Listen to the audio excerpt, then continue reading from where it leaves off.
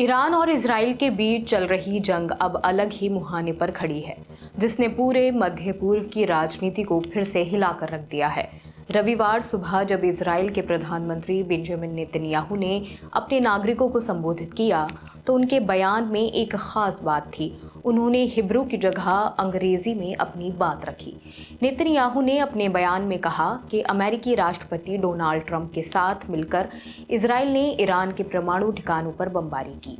उनका दावा है कि केवल सैन्य कार्रवाई ही ईरान के परमाणु हथियार कार्यक्रम को रोक सकती है। उन्होंने पिछले 15 सालों में अमेरिका और उसके सहयोगियों को समझाने में अपना पूरा समय लगा दिया कि ईरान इजराइल के लिए सबसे बड़ा खतरा है। ये बयान गंभीर संकेत देता है कि इस संघर्ष का सिर्फ एक सैन्य अभियान नहीं, बल्कि एक लंबी रणनीतिक योजना का हिस्सा है। नेतन्याहू ने अपने चेहरे पर मुस्कान के साथ ये भी संकेत दिया कि अगर इन हमलों से ईरान के परमाणु ठिकाने खत्म हो जाते हैं तो इस संघर्ष को समाप्त करने की दिशा में एक महत्वपूर्ण कदम उठाया जाएगा। अमेरिका ने अपने अत्याधुनिक B-2 बॉम्बर विमानों के जरिए ये संदेश दिया कि उसके सैन्य हथियारों की मौजूदगी ने युद्ध को एक अलग चेहरा दे दिया है। ट्रंप के उस इतिहास बदलने वाले फैसले ने न सिर्फ इजराइल के हमलों को समर्थन दिया, बल्कि ये भी साफ कर दिया है कि अमेरिका किसी भी जवाबी कार्रवाई के खिलाफ पूरी ताकत से पलटवार करेगा। हालांकि अमेरिकी खुफिया एजेंसियां ये मानती हैं कि ईरान इतनी जल्दी परमाणु हथियार नहीं बना सकता और ईरान का कहना है कि उसने अपनी संवेदनशील परमाणु सामग्री पहले ही सुरक्षित जगह पर रख दी है। इन दोनों बयानों से साफ होता है कि इस संघर्ष में केवल सैन्य ताकत ही नहीं, बल्कि कूटनीति और रणनीतिक चालबाजियां भी शामिल हैं। इस संघर्ष के दौरान क्षेत्रीय राजनीति में भी हलचल मची हुई है। यमन के हुती विद्रोहियों ने धमकी दी है, अगर अमेरिका युद्ध में कदम रखता है तो लाल सागर में अमेरिकी जहाज़ों पर निशाना साधा जाएगा। ऐसे हालात में मिडिल ईस्ट के आम लोग, दुकानें, दफ्तर और फौजी ठिकानों को हमले का निशाना बनाया जा सकता है। लेकिन इस पूरी कहानी से सिर्फ इजराइल और ईरान ही नहीं है। पाकिस्तान, सऊदी अरब और शिया नेतृत्व की प्रक्रिया भी महत्वपूर्ण भूमिका निभा रही हैं।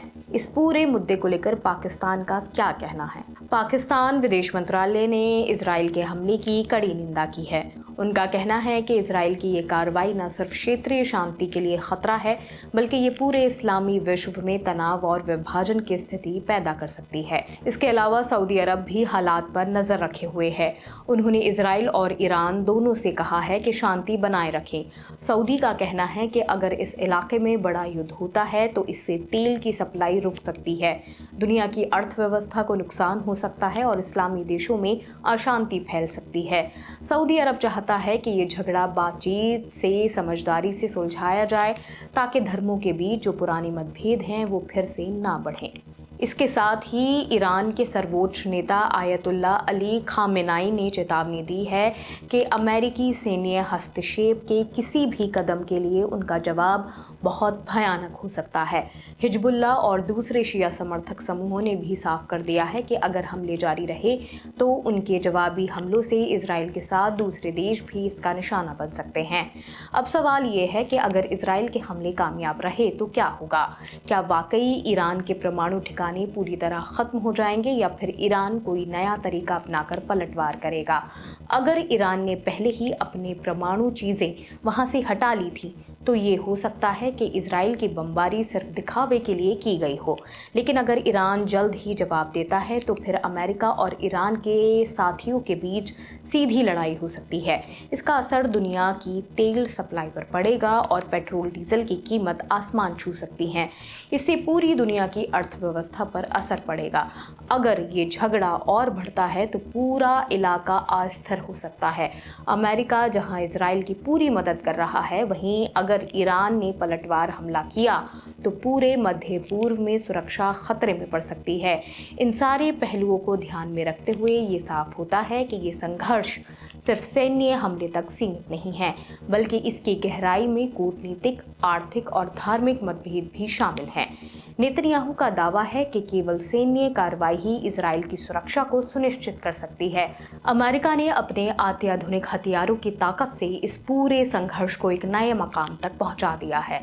ईरान और उसके समर्थक, खासकर शिया समूह, कड़ी चेतावनी दे रहे हैं कि अगर अमेरिका किसी भी तरह से दखलंदाजी करता है तो उसका जवाब भी उतना ही भयानक होगा। पाकिस्तान और सऊदी अरब जैसी क्षेत्रीय शक्तियां इस संघर्ष को कूटनीति के जरिए सुलझाने की अपील कर रही हैं, जिससे पुरानी धार्मिक और क्षेत्रीय झगड़ों का फिर से सामना ना करना पड़े। इस संघर्ष का अगला कदम अभी तय नहीं हो पाया है, लेकिन ये साफ है कि मध्य पूर्व में आने वाले दिनों में ये विवाद वैश्विक राजनीति, आर्थिक स्थिरता और सुरक्षा पर गहरा असर डाल सकता है। फिलहाल इस खबर में सिर्फ इतना ही। बाकी और खबरें देखने के लिए जुड़े रहिए ऑब्जर्वर पोस्ट के साथ। शुक्रिया।